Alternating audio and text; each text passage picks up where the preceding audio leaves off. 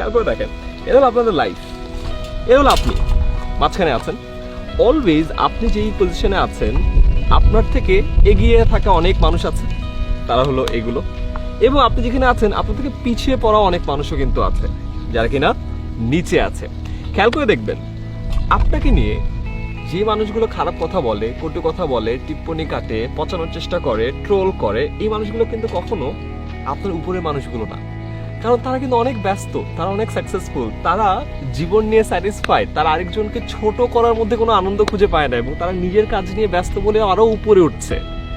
আপনাকে নিয়ে যারা খারাপ কথা বলে, তারা বেসিক্যালি আপনার নিচে। এই মানুষগুলো বেসিক্যালি বেকার, তাদের কোনো কাজ নাই। ফেসবুকে কমেন্টে আপনাকে খারাপ কথা বলা ছাড়া তার জীবনে কোনো সাকসেস নাই, এবং সে বেচারা এখানে একা, তার নিচে কেউ নাই, তার উপরে আপনি আছেন। তার স্যাটিসফ্যাকশন নাই, তার অনলি স্যাটিসফ্যাকশন হলো নিচ থেকে আপনাকে খারাপ কথা বলে আপনাকে এই জায়গায় আটকিয়ে দেয়া, বা নিচ থেকে আরো খারাপ কথা বলে পারলে যে ইট পাথর মেরে আপনাকে ফেলে দেয়া।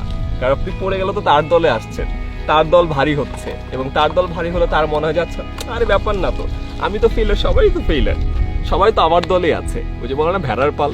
সো সে তখন খুশি হয়। তো যেহেতু তার নতুন কাজ করার সাহস নাই, নতুন কিছু বলার সাহস নাই, নতুন কিছু করে দেখানোর নেই, সে সারাক্ষণ চেষ্টা করে উপরে মানুষগুলো কিভাবে টানা যায়।